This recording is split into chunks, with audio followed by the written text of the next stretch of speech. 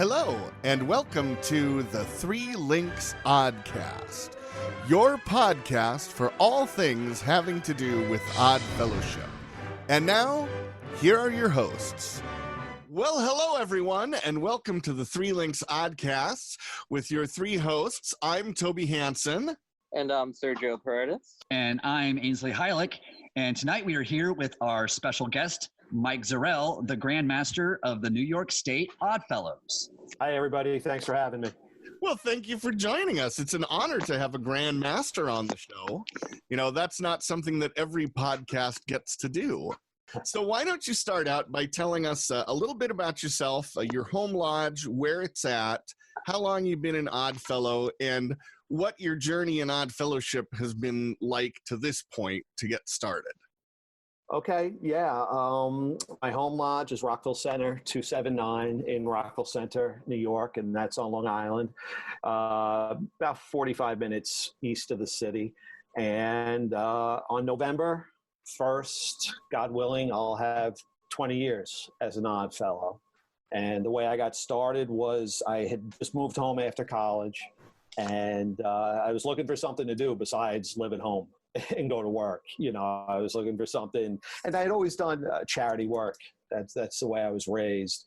So between that and the social aspect, when I got to know some of the guys from around the village, it was a natural fit. After the natural fit part, though, there was a lot of learning. It's mysterious at first by design. But bit by bit, I just kept showing up because I liked it and it did click with me. And, eventually after maybe 12 or 15 years, I went to session. And then, a little after that, I became an appointed officer. And now, it's not even 20 years. And I have the honor of being Grand Master. So it's been terrific. I've loved it. Well, congratulations on being elected Grand Master. Having recently served in my jurisdiction, I understand both the honor and the serious responsibility of that. We've asked you here to be a part of this podcast because you've had a front row seat for something very interesting, which is the rebuilding of a Grand Lodge. Yeah, that's right. New York is back on the upswing. We had to do a few things as far as reorganizing. And in a general way, that was straightening out our finances and straightening out our laws. As far as finances go, we had to get an audit from an independent third party. We had to make sure all of our debts were paid. And we had to basically prove that our money was right. Which only makes sense. I mean, everybody has to do that. That's the least you can do. As far as the engine behind that was our present Grand Secretary, Tom Buchanan. He was really, spearheaded that and did yeoman's work with that. And thankfully, he's still with us. He did so well with that. As a matter of fact, he got the Meritorious Jewel in recognition of the amount of work it took. So, and after the finances are in lockstep with the finances, also the laws. We had to make sure that our Constitution and bylaws were up to code. And same thing, everybody does. It only makes sense. That's something that must be done. And as far as that goes, that was our current junior past Grand Master, Sister Kathy Bays, who was the first female Grand Master in New York. And she did huge work on that. And so it was a process. I think it was about 2.5 years or so where, it was working together and sometimes doubt or worrying how long it would take, if it would ever be over. But same thing with my story, bit by bit, with diligence, it came back. And, the Sovereign guys, it wasn't a punitive thing. They were there to help us. It was just making sure we got things right thing, Brother Doug, Brother Chuck, Brother Harry, Brother Danny, Brother George Glover, they wanted to see us get back on the upswing. So it was a lot of work, but it was worth it. I think that's one of the most important parts of this whole story. Anywhere in a volunteer organization like the Odd Fellows, there are going to be mistakes. They happen. People who get put into jobs they're not ready for, or they're trying to figure out a situation, don't realize how they can get help or where. And so they try and do the best they can with what they have. And so it's really important, and this is something that I say from experience, having served as Grand Master, you have to go in and evaluate the situation and find a path forward. It's not necessarily about punishing always, although when there are serious things, you have to do that. But giving the organization a path forward is really the most important thing. There are a lot of lodges we have in Odd Fellowship that are moribund. They're small, they're inactive, it's down to a minimum number of people, and they're just barely keeping it together.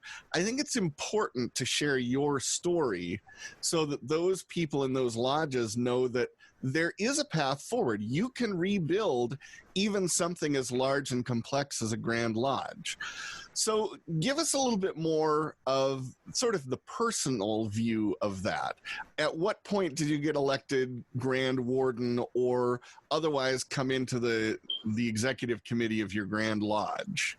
Well, that's a little bit of a story there. Because of the change, the nature of the amount of change we did, I didn't really take a traditional route. I was never Grand Warden. I had just been Grand Conductor for like 4.5 years while we were good and while we were getting things back together. Since we had a huge turnover in the slate, and there were nominations from the floor in this one case, I just all of a sudden was sitting there one day at session and found myself as Deputy Grand Master. So I have an opinion about that because it was, again, a huge honor, but I wish I had been Warden because my Deputy Grand Master term was only 9 months. And so I was basically Grand Master before I knew it. And you need that time to prepare. Any jurisdiction that doesn't have progression, I wouldn't wish it on anyone as far as the amount of catching up you have to do. I think that's the nature of what was going on in New York at the time, and certainly I would never say no. Anything the order asked, I would do. But it was an untraditional route for me personally. You hit the ground running out with that one. Yeah, I have no choice. Yeah, and I love it. So it is the honor of my lifetime. So I'm glad. I'm happy for it. So you said that's a non-traditional path, and you're right. That is a very non-traditional path.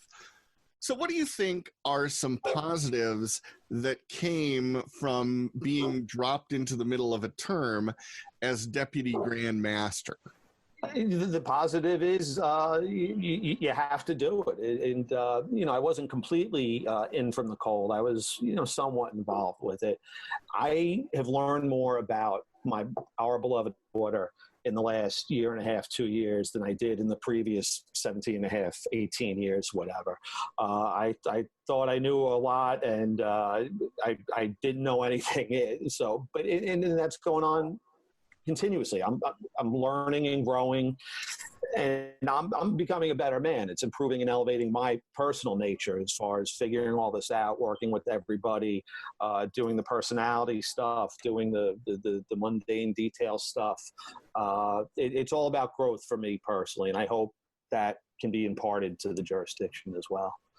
Just for our listeners, can you give us like a rough count of how many lodges you have on the books and how many members you have on the roster for the Empire State? I think we're at 30 lodges and about 1,100 members, probably fewer since I last checked, but that's about the amount. And yeah, we have some very good, strong lodges. My home lodge is very strong. My associate lodge, Minneapolis Pacific 125, is very strong. Western New York is very strong, but some of the lodges, like ourselves, need a little help. Are there any lodges in the city proper or in New York City, or is it pretty much like a dead zone there, like in many of the urban areas, or it's mostly the suburbs, or is there like some stuff actually going on there in the metro area? The city itself is not what we wish it was. There's still a few lodges, but the members are older, and so we revere them, but they just don't get together like they used to. It's very tough to have a building in Manhattan Yeah. property. It sounds like our Chicago lodges. Yeah. Yeah. So as far as us only being 45 minutes outside the city on Long Island, we're probably the closest thing to metropolitan there is. But, we're still working with them. I still try to see those guys, those brothers, as much as possible. Well, now you mentioned something. You said that some of your lodges need some help. So what can you say about that? Now, being Grand Master, you get to have a certain amount of observation of all the lodges in your jurisdiction. So when you say that some need some help, what kind of help do you think they need, and what is the situation of some of those lodges? I think the situation is the same as it is throughout the order. Attrition, people age out of it, and we, generations failed to recruit the younger generations for whatever reason. That's a whole other episode, I'm sure. But when I say help, I mean help. I don't mean coming in there and being like, do this, do that. I mean, we walk in there now, especially after having to rebuild, and we feel like we're trying to prove ourselves. As far as we're not looking for a big party or anything like that. We just want to say, what can we do to help you get up and running again? What can we do to earn your trust, to make sure that we're all working together in the spirit of brotherhood? It is helping. Anything we can do to help, and so we got to start the dialogue, and that starts by traveling. Obviously, that's been not totally quashed, but delayed because of COVID. But that's my big job this year. Basically, is to get to as many lodges as I can, shake as many hands as I can, make as much eye contact as I can, and just get a discussion going about what they need, what we can do to help them. I was just going to ask, since you pretty much hit the ground running and you had this huge task of rebuilding a Grand Lodge, was there anything that you saw or learned that, for somebody else who might be in a smaller lodge might be like, oh, okay, I could see how that might help someone who's also trying to do their own rebuilding of sorts, if that makes sense? Yeah, I know in the local lodge cases, it's probably more a case of getting members. And so it's a slightly different situation. But I would say the similarity is, we showed that, we're willing to reorganize, to redo our bylaws, redo our constitution, prove that our money is correct. And even if, you're having trouble getting a quorum together, even if, membership is an issue, that still needs to be done. It's one thing to be suffering attrition. It's another thing to not be doing the work you have to do as far as keeping in touch with us and making sure everything's on the up and up. Because that's when I think distrust seeps in, or bad feelings, suspicions kind of rear their ugly head, and you want to avoid that. That's never a good thing. Now, you mentioned COVID and the pandemic, which has shuttered a lot of our lodges for right now. A couple questions about that. First of all, did you get to have a Grand Lodge session this year? We were scheduled for September, and we've rescheduled it for next September. So that's the other part of it. Even though I had a very quick trial by fire as far as becoming Grand Master, my term of Grand Master is going to be 26 months long. Yeah. So I got the bonus plan in that regard. I'm making it back up on the back end. I know our current Grand Master in Washington, Johnny O, he keeps looking at me going, man, you got off easy. Yeah. Yes, I did, Johnny. Yes, I did. And so another question about that. Since you're the Grand Master, that makes you what I like to call the Chief Code Enforcement Officer for your jurisdiction, because you're ultimately the one who's responsible for seeing that all lodges in New York follow the code. So what kind of a complication has the pandemic presented for doing that job? I mean, it's harder to go out. It's harder to visit lodges. It's harder to participate on a personal level because of all the restrictions and the social distancing. So what are some of the challenges you're facing there? I think it's the challenge is just reframing the way we do it, or reframing the way we look at what we're doing. As far as the brotherhood's still there, the unity is still there, but it's really disheartening to myself, and especially to the desk officers at the lodges, that they can't communicate via Zoom, and that everything's basically suspended. On Long Island, the guys are howling at me that we can't spend lodge funds on charity work. There's they're like, our neighbors are in lines for soup, 25% of the entire village is out of work. And, the fact that we can't do these things electronically, I don't know if I could come up with a way for that to really be done, but in a perfect world, we wouldn't skip a beat. So it's mostly about keeping our heads right as far as this is not going to go on forever. This is not interminable. Hopefully sooner than later, we'll be back up and running, and things will be normal, or as close to normal as possible. Well, that's good. Now, going back to the earlier discussion about what it was like jumping into Grand Lodge in the middle the way you did, what are some of the positive things that have come out of having the Sovereign Grand Lodge come in and basically clean the slate for you and start all over again? Yeah, that's the answer is in the question. It's a clean slate, and I know it sounds like pithy or whatever, but it was an opportunity, and it is an opportunity. I rarely say the word should, but the way things should be done, as far as having total transparency, that's the way we're doing it. And I can't imagine we've ever been more serious about that. I understand why sometimes things get off course or whatever. But like I said, we're trying to prove ourselves, and we know we have eyes on us. So we're trying to lead by example and model the proper way to do things with the money and the law. So it's a higher standard, and which is more work, but it's better. You can't argue against the fact that it's just better for all concerned. So with regrowing New York State, as far as membership goes. So I'm the Sovereign Grand Lodge webmaster, so I get a lot of email inquiries of people asking about joining in New York. And for me to be able to serve you guys better, is there any advice that you have for anybody that lives in New York State looking to join, who to contact, who's the best person to get a hold of, that they know where to, because right now I'm directing a lot of people to the Facebook page, because I think Kathy runs that, right? Yeah, Sister Kathy does that. And she does a really good job at getting hold of people. So and I know a lot of people don't have Facebook anymore because they're just kind of moving off of that platform for whatever reason. If you want to, at least for the listeners out there, if there are people in New York State who want to join and get involved, and they know now that there are this many lodges throughout the entire state, because when they go to the Sovereign Grand Lodge website, all they see are the grand bodies listed. And since we don't have that national map yet, or that continental map rather, what would you say to anybody listening who wants to get involved in your state? It's not a knock, but I do wish the Sovereign website had all that information.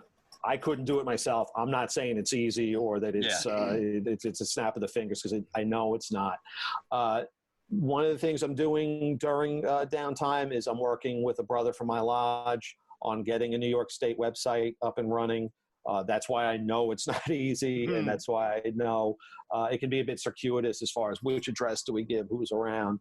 I'll say this, I try to get my number out as much as possible. Anybody can contact me. That's my job, or part of my job.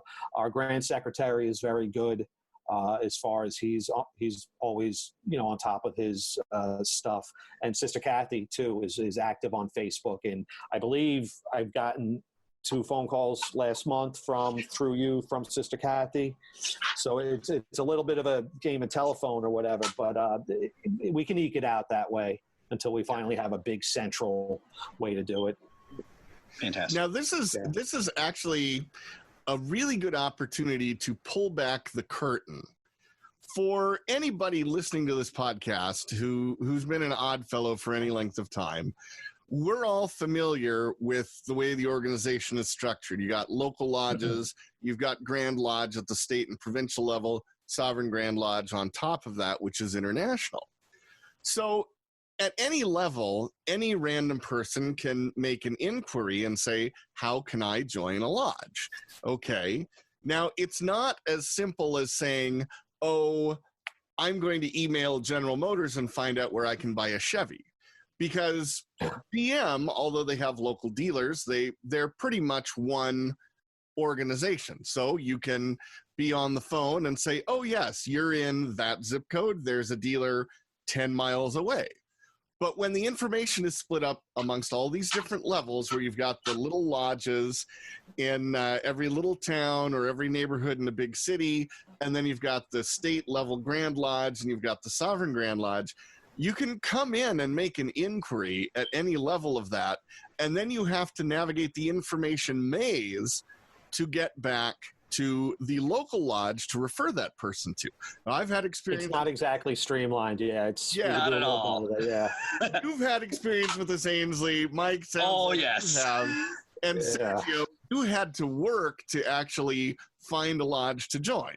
Yeah, it was a process, but with me, at least, it made me appreciate it a little bit more once I did get a hold of somebody. But yeah, that was definitely one of the first things I noticed was communication was not consistent all the way throughout.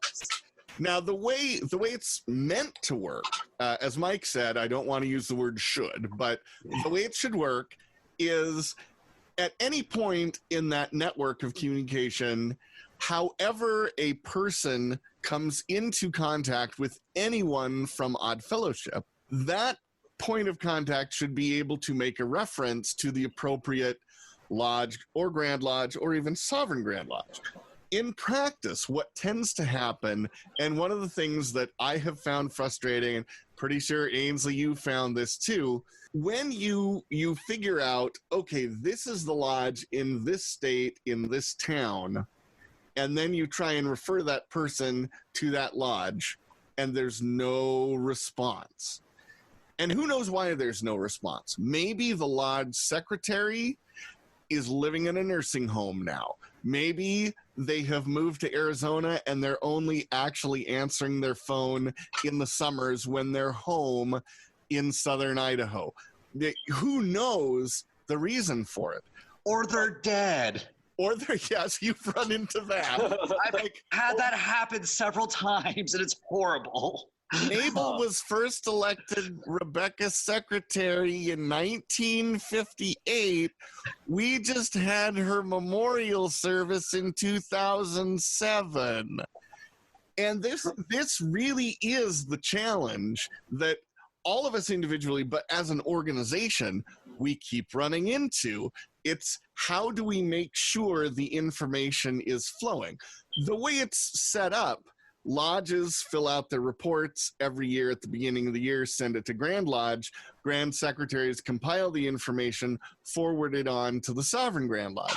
I can tell you, having been a lodge secretary, having been a Grand Master, and having worked closely with the Grand Lodge during the time I was going through the chairs, there is an amazing amount of information disconnect that can come up and sabotage this process. Because one example, the lodge secretary who's been doing it almost 40 years, and they just get reelected every year when elections are held and they get installed, and then they have a health crisis, they break a hip, they have a heart attack, something happens, they're in the hospital for a couple months, and then they go to rehab for a couple more months. The kids are looking at all of the lodge books, which the secretary took home to just do a little work, and they don't know what it is, and they toss it into the recycling bin, and then the lodge is left with a huge gap in information.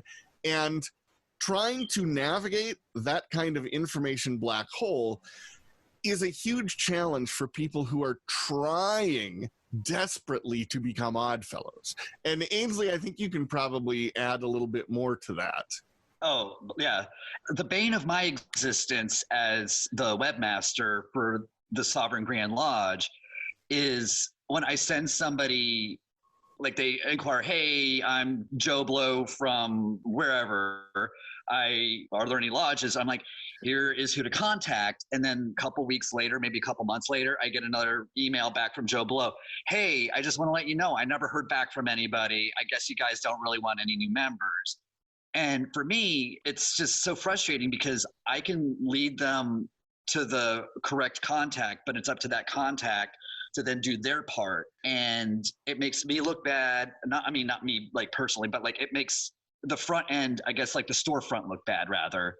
And like we're selling something that isn't real, which isn't the case. It's just that in an all volunteer organization, it's like herding cats and trying to get all the cats to send in their reports or so that the contact information is up to date or whatever is very difficult because of any number of reasons like what you had described there, Toby, or somebody at another part of the chain of command isn't doing their job in updating information, and I could have bad contact information that's old, or it could be, anything. And that is, and you mentioned, Mike, the lodge map, and that is something that when I built that new website, that was my big wish list item, and I understand why we don't have it quite yet. I think I got a little bit of a workaround I was kind of thinking about, but it's still going to be a gargantuan project for me to take on.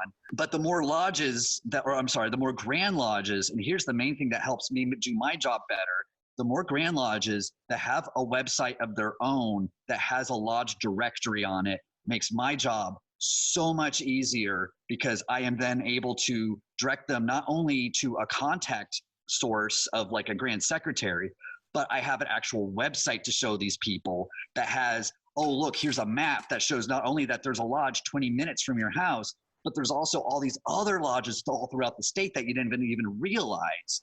And it makes it show a bigger picture to this person already that Odd Fellowship is something that's been hiding in plain sight in their own backyard the entire time that they've been alive.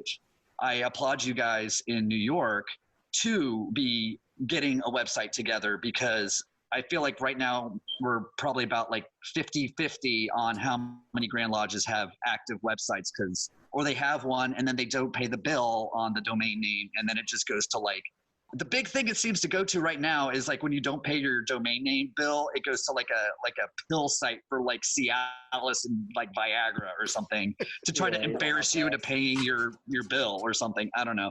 But it's like you go to you click on the Grand Lodge of so-and-so and then it pulls up like Cialis and Viagra pills. And it's just like, no, this is not what we should do.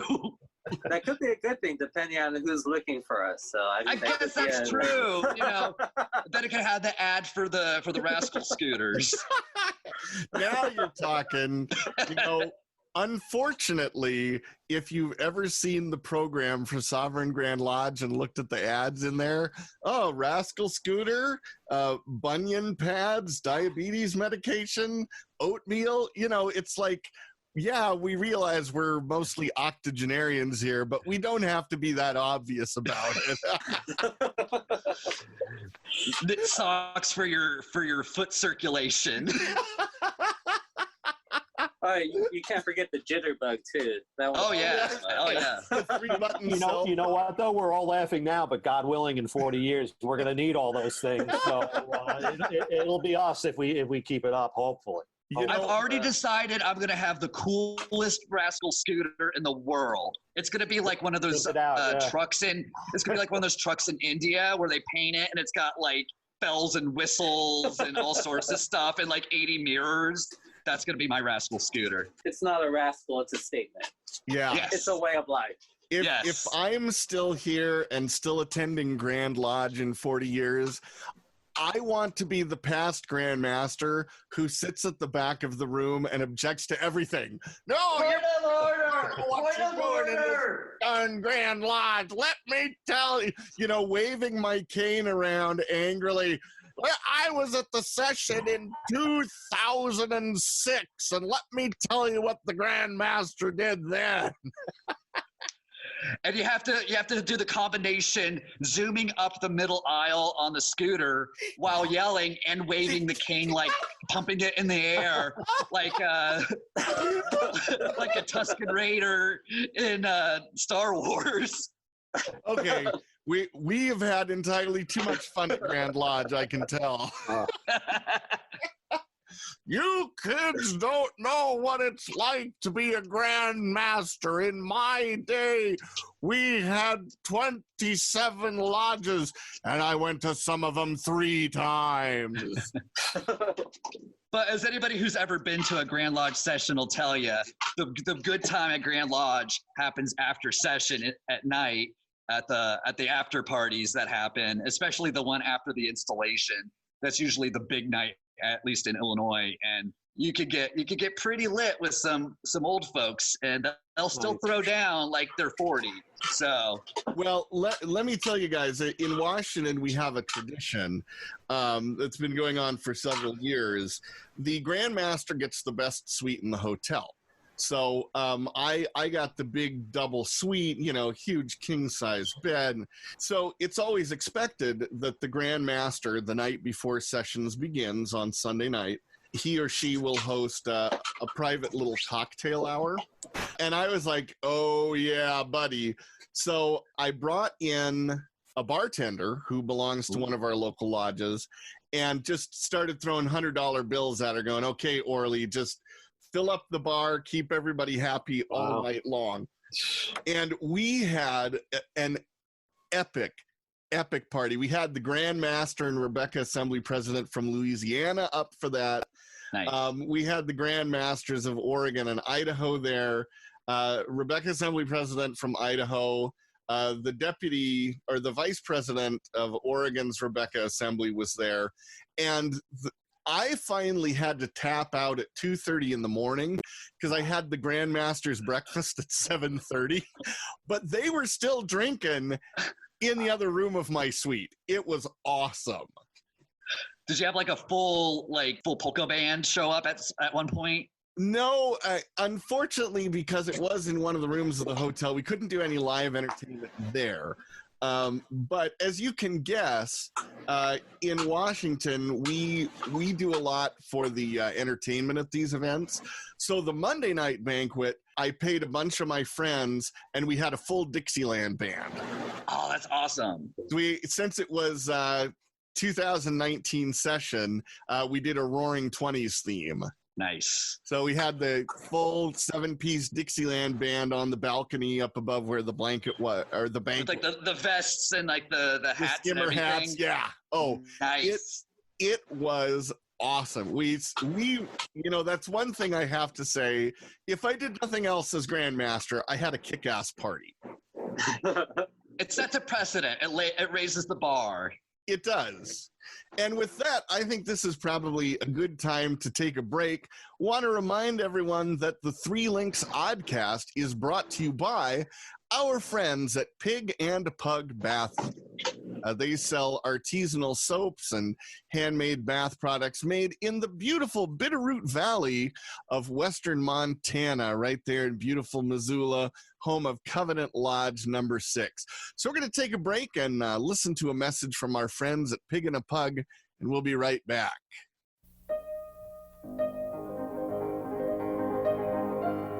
Hello, friends. Toby Hansen here. Do you like soap? I like soap. In fact, I use soap several times a day. I'm here to tell you about a wonderful company that makes soap, Pig and a Pug Bath Stuff. They started a few years ago in the mountain town of Dahlonega, Georgia, by a crazy-haired lady who was always covered in animal hair. After relocating to Missoula, Montana, and expanding exponentially, it has become a 2-person team. They specialize in hot processed soaps and bath bombs, but also sell boatloads of candles, melt and pour soaps, and sugar scrubs. No order is too big, and wholesale orders are definitely welcome. Pig and a Pug Bath Stuff. Find them on Facebook and on Etsy, and spend that stimulus check with them. And as a special favor to listeners to the Three Links podcast, they are offering a 24% discount on their Etsy store. Just use the code THANKYOU24 at checkout. That's thank you and the number 24. Pig and a Pug Bath Stuff. Excellent soaps for washing up. All right, we are back. This is the Three Links Oddcast, brought to you by Pig and a Pug Bath Stuff. And we've got a special guest with us, Brother Mike Zarell. He's the Grand Master of the Grand Lodge of New York, and he's been telling us about their experiences in rebuilding the Grand Lodge and getting it all set back up. And Sergio, I believe you had something you wanted to address with the Grand Master. Yes. Thank you for joining us tonight, Mike. With all the work you've had in rebuilding the Grand Lodge, has it had any direct effect with the Rebeccas in New York as well, as far as relationships-wise? Any improvements or anything like that? Yes, it has. Yes, improvements. I'm glad you asked, because when we were reorganizing, and maybe for a few years before that, things were not really as nice as they could be between the Oddfellows and the Rebeccas. It was a little bit of a strained relationship, to be honest. So high on my list of things to do on my end was to mend fences with them and make sure that we were all on the same page, because it's the same mission, it's the same belief system, and they're great. So I wasn't around when things got frosty, but they were. So I've been working closely with Sister Ordell Banker, President Ordell Banker. We're in lockstep as far as we believe almost everything exactly the same. So we're having combined sessions again. I actually went to Home Week. I was the first Grand Master in New York ever to go to Home Week. So it was me and I think like 27 Rebeccas in a retreat upstate. So I was willing to put myself out there, and I love them. They're great.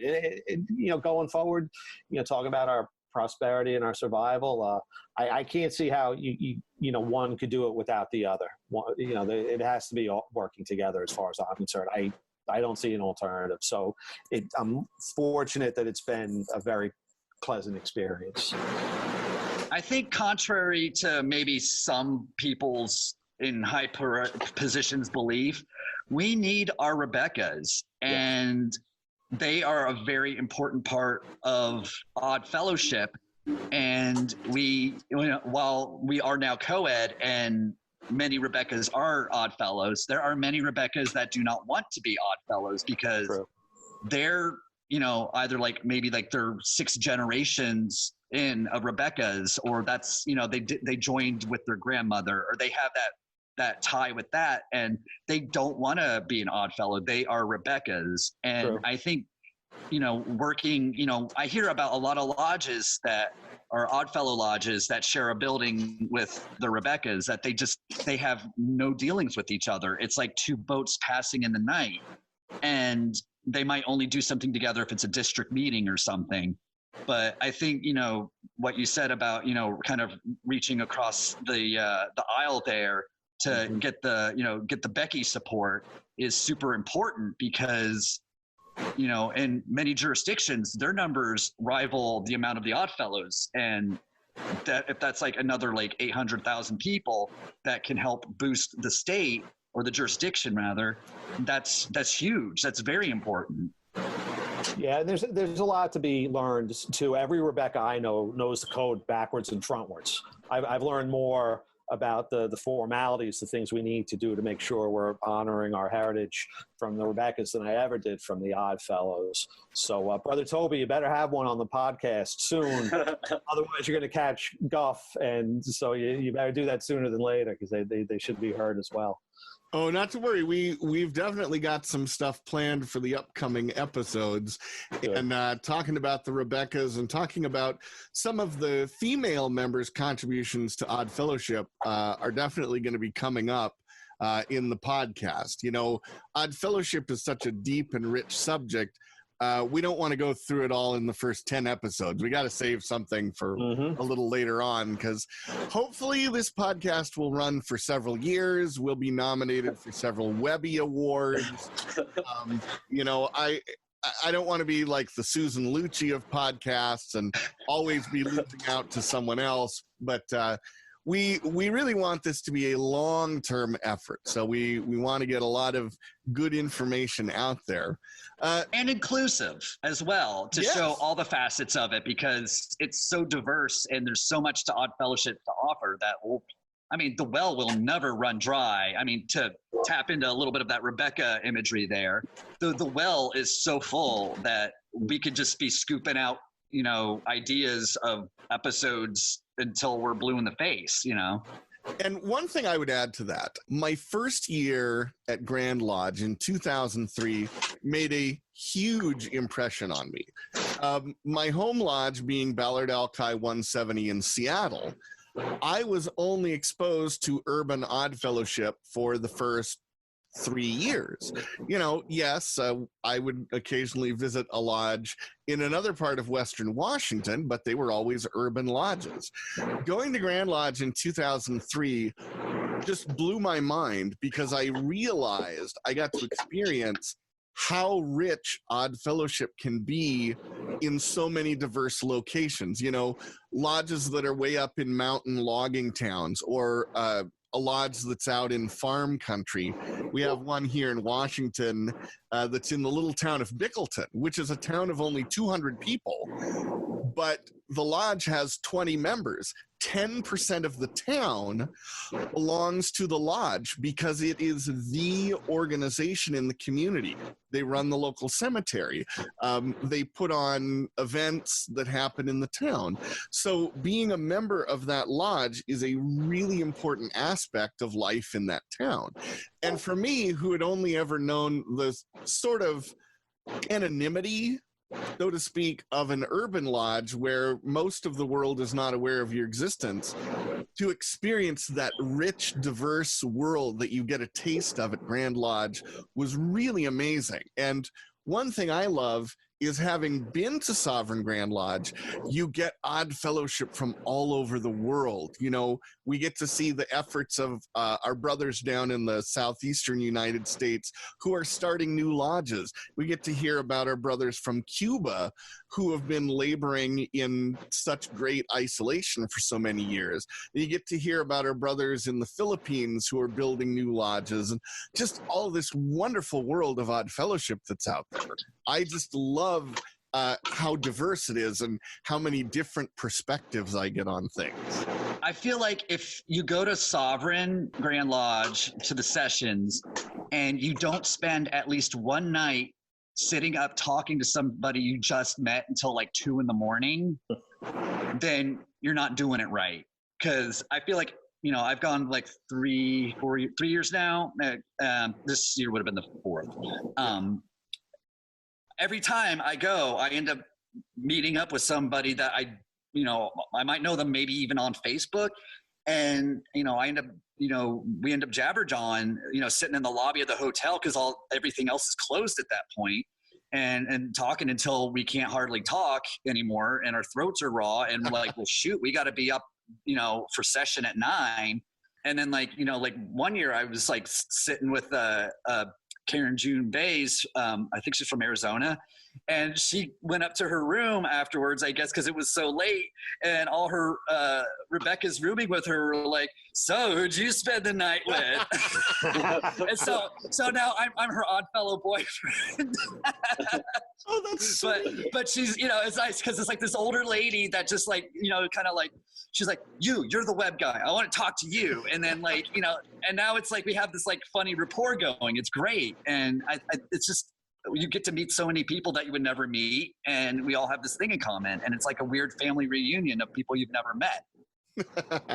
That's one of my favorite things about being an odd fellow, is you are constantly going out and meeting family that you haven't met yet. And, you know, there's nothing like that feeling of going to a lodge. You're in a new town, you don't know anybody, but you walk into the doors of the lodge hall and you get that wonderful excitement because there's a visiting brother in the hall and people love it so much. I cherish that. That was one of the best parts for me of being Grand Master, because although I had visited maybe 2/3 of the lodges in my state, there were lodges I had not yet had the opportunity to visit, and I didn't know anything about them yet. And so I got to meet some great people and make some really wonderful friends from that experience. Brother Mike, you're back there in New York. And I know as a Grandmaster, there are always things that you want to brag about in your jurisdiction. I've certainly done enough bragging about mine. What are some things that you'd like to share about Odd Fellowship in New York? Things like lodges that are doing great work, great projects that you're doing, really notable long-serving members you'd like to recognize. Tell me about some of your highlights of Odd Fellowship in New York. Well, I'm fiercely proud of my home lodge, Rockville Center 279. We probably get about 15 guys at a meeting. So on average, and when we have more than that, sometimes, Wednesday nights, you can just turn into, we do our work first, but on a smaller scale, almost like you were talking about, Brother Ainsley. Like sometimes I look at my watch and it's like 12:30 in the morning on a Wednesday night, and I'm like, I gotta go, I gotta get home. So the guys love to hang out. They keep the building in tip-top shape. We're lucky to have a building. We fought tooth and nail at times to keep it up nice, and we still find time to do charity work. Our flagship event was a St. Patrick's Day fundraiser in conjunction with a parade in the village, and so we couldn't do that this year. But when we come back, it's going to be huge. My associate lodge is also very strong. They get more guys even at their lodge, and they same thing, very community oriented. They love hanging out. It's always like a small party after the meeting. The Grand Lodge executive staff that I'm working with, like I kind of said before, like they're the engine. I'm just kind of almost, I feel like the passenger, and they're the stewards or the captains of the ship. My deputy Grandmaster Glenn Keenan is dynamite. I talked about Sister Tom and Sister Kathy. Past Grandmaster Clem Olson.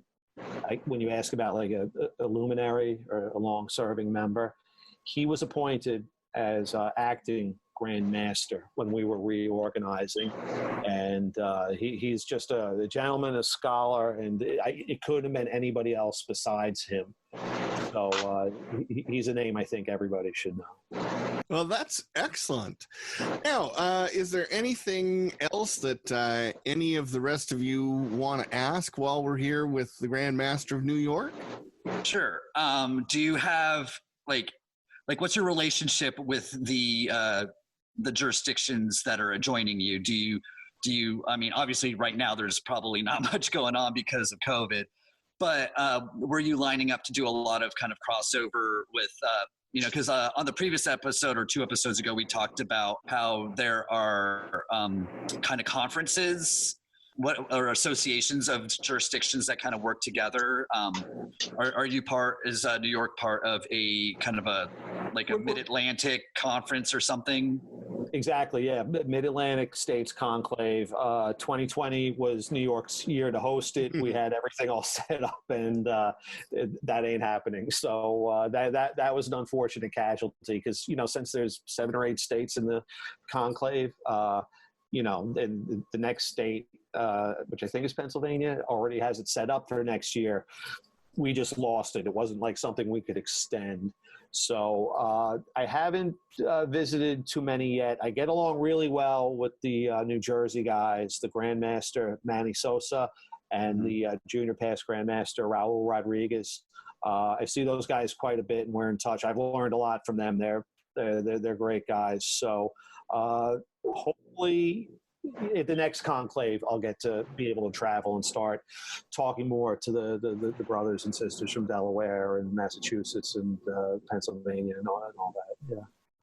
All right. Any other questions? Well, with that, we're going to move on to our closing segment here, the Odd Podge, where everyone gets to share whatever they would like for the good of the order. So, Brother Mike, since you're our guest here, we'll start with you. Okay, thanks. Yeah, again, it's tough for me to be modest about this one. This is a kind of a brag, but the last week of February, right before, or a couple of weeks before things started getting shut down and people started realizing the severity of what was going on, myself, a bunch of the Grand Lodge Executive Committee, some of the guys from Jersey, the department commander of New York, and a few other brothers and sisters visited the state capitol in Albany. a brother from my associate lodge. His wife is the administrative assistant, I believe, for State Senator Kevin Thomas. So we went to Albany. He had a reception for us. He gave us a proclamation, a legislative resolution, if you will. We got a private tour of the building, which was just amazing. We started with the Hall of Governors, and like one of the first big grand oil paintings I saw was Brother Franklin Delano Roosevelt, so it was really cool. We got to sit on the floor while the legislative resolution was read. We were right at the right hand of the speaker. And when they finished reading this proclamation talking about the bicentennial of Odd Fellowship and New York Odd Fellowship, the state senators stood up and gave us a round of applause. And I didn't see that one coming. I was humbled. I was moved, and so I was talking before about what I lost, but something like that's something I don't think I would ever could have gotten if not for the Independent Order of Odd Fellows. So I'm glad we got that in before everything started getting shut down. So that's my Odd Podge contribution. Fantastic. Yeah, that is awesome. Good job. Good. Yeah. All right. Who wants to share next? I can go next. All right. So tonight I'm going to give a little bit of a self-promotional shout out to the Heart and Hand blog, which I co-founded with a brother from Arkansas, Scott Moy. We have currently over 200 articles and counting on all topics odd. They're all written by Odd Fellows from all over the world, and we're always looking for new submissions. And Brother Toby here is he's one of our top contributors, and I invite everybody to check out the Heart and Hand blog at oddfellowsguide.com. Once again, that is oddfellowsguide.com. Well, I have to say, I love the blog. I read it every time something new comes up. And it's a fantastic look at Odd Fellowship, because for a lot of members who maybe have joined recently and they don't always feel terribly inspired by the sort of lackadaisical attitude of their home lodge, it's so important to have something at a larger level where you can listen to this podcast or one of the other wonderful Oddfellow podcasts like Modern Goat Rider. You can look at the blog, oddfellowsguide.com, and you can see all of these wonderful expressions of Odd Fellowship. So maybe you're not having the best time in your local lodge, but there is a connection that you can have to great things happening in other parts of Odd Fellowship. Absolutely. And also, our online Odd Fellows community is just fantastic. And I feel like for many members, that is the one link that they have, not to be, haha link, but like that is the one thing that keeps them involved as members, because maybe they do belong to like a kitchen table lodge. And if they're able to go onto the Facebook group, the Independent Order of Odd Fellows community, where, we have around 5,000 people in that group, or any of the other groups, or the the Odd Fellow artists, or even on Instagram, there's a growing community on Instagram as well. And it's fantastic. It keeps me inspired all the time, because for me, part of my job is to look at what everybody else is posting so I can reshare it to the big page. And sometimes I'm just blown away at the ingenuity and the grassroots creativity that is needed to, that we all have to get through these times, but B, just as Odd Fellows to make things happen, because a lot of times we have to make do without. So yeah, definitely, if you're an Odd Fellow and you're not happy with things, reach out to us, reach out to your online Odd Fellows community, and they might have some advice or answers for you. That's wonderful. All right, Brother Sergio, what do you have for the Odd Podge? For mine, this episode is kind of long where Ainsley's at. I was going to bring up our email, number 3, linksoddcast@gmail.com. Like was just brought up right now, our online community is very strong. So if you find yourself listening to this podcast and, you want to kind of reach out and don't know where, or not too on Facebook, you can always shoot us an email, and then we could always just I could, since I keep an eye on the emails, I could always reach out to you and, you know, get that ball rolling. So even though right now, depending on where you are with the pandemic and everything, even though we can't leave our houses, there's always an odd fellow waiting for somebody to talk, you know, somebody to drop a line, somebody who has a question. So the 3 links, oddcast@gmail.com. If you're curious, if some reason, or if you're just a member, you're part of our online community already, and you just have an idea, or, you know, some way that we could stay connected right now that we can't be physically next to each other. I mean, I think that's one of the most important things right now, to kind of keep going and keep alive. And just, you know, we have an email, so there's that too. So the number 3, links, podcast@gmail.com. So any questions, concerns, or you just want to get some more information, you can always send us an email as well. Well, thank you for bringing that up, because we just got the email address, thanks to your hard work, Brother Sergio. And we really want you who are listening out there to reach out to us. Tell us what you like about the show, what you don't like about the show. Tell us what you would like to know more about. We've already got some really great suggestions for upcoming episodes as a result of listeners emailing us. And I have to say that if I can pat all of us on the back here, we're up to 370 total downloads of our podcast. So we appreciate all of those of you out there who are listening, who've downloaded, and who have taken an interest in us talking about Odd Fellowship here. So thank you very much. Now, for my part of the Odd Podge, I'm going to share a little story about what's going on right now with my associate lodge. My home lodge is in Seattle, but about 15 years ago, I actually moved out of Seattle to live out in the countryside. So I took an associate membership at a lodge closer to where I live, and that lodge is Buckley Lodge number 75. It was the home lodge of past Sovereign Grand Master Art Craig, and so it's, of course, a huge honor to have Brother Art's picture looking down at us from on high, where he is up above the Noble Grand Station. But, you know, it's also a building that was built in 1892, and old buildings like that take a certain amount of maintenance.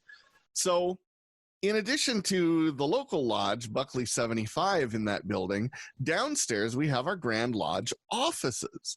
And I went to an executive committee meeting there last weekend, and the Grand Secretary said, "Toby, come outside. I got to show you something."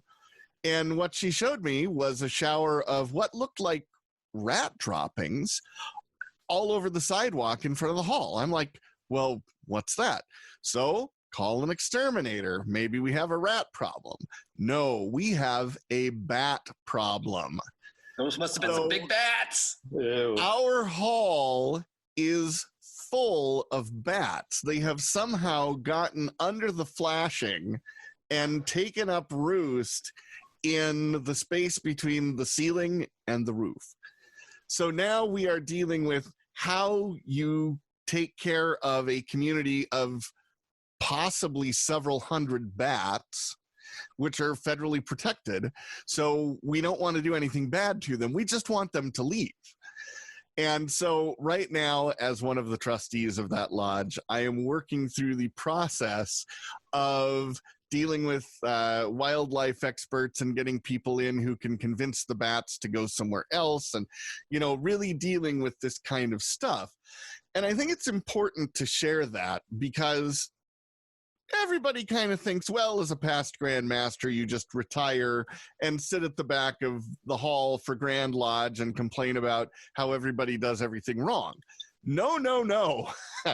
There is a huge amount of work. You go right back to work in your lodge at the term end. And I am experiencing that. There's a great, possibly apocryphal story about Brother Rutherford B. Hayes, who was President of the United States, who left the presidency, went back to Fremont, Ohio, and all he really wanted to do was just go to lodge and sit at the back of the hall. Well, of course, former President of the United States shows up for a lodge meeting, And immediately they're like, we have to elect you noble grand. You were the nation's president. And he's like, that's okay. I don't have to be noble grand. I don't even want to be left scene supporter. I'll just sit in the back. And they were like, no, you were the president of the United States of America. You have to be noble grand. And they elected him noble grand of his home lodge in Fremont, Ohio.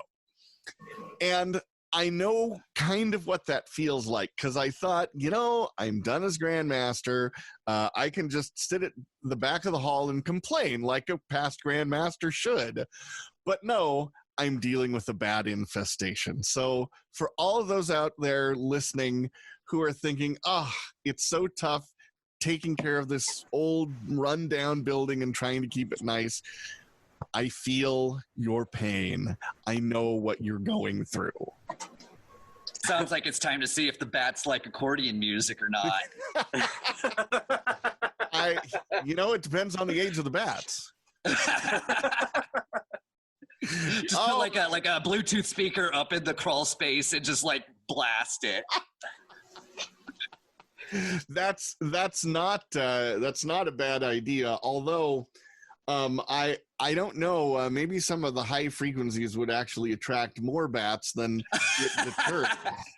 There'll be a bat polka party. It'll be like a Bat-toberfest in the attic. Bat-toberfest. Well, I can say this. The picture did not make it in the Washington Oddfellow, but I actually did one appearance as Grandmaster wearing my lederhosen. Nice. For those who don't know already, I'm also an accordionist and leader of a polka band. And, I do all the Oktoberfests in the fall, so I have lederhosen, I got the German hat and all that stuff. So I actually did one of my Grandmaster appearances in the lederhosen and the hat and all of that. But that picture did not make it in the paper, unfortunately. All right. Too hot for print. That's about the end of this episode. I do want to mention, for our next episode, we're going to follow up on what we've been talking about here. We've been talking about rebuilding a Grand Lodge here. We're going to be talking about rebuilding a local lodge. Brother Sergio has got a guest all lined up, and we're not going to say who it is yet. It's going to be a surprise.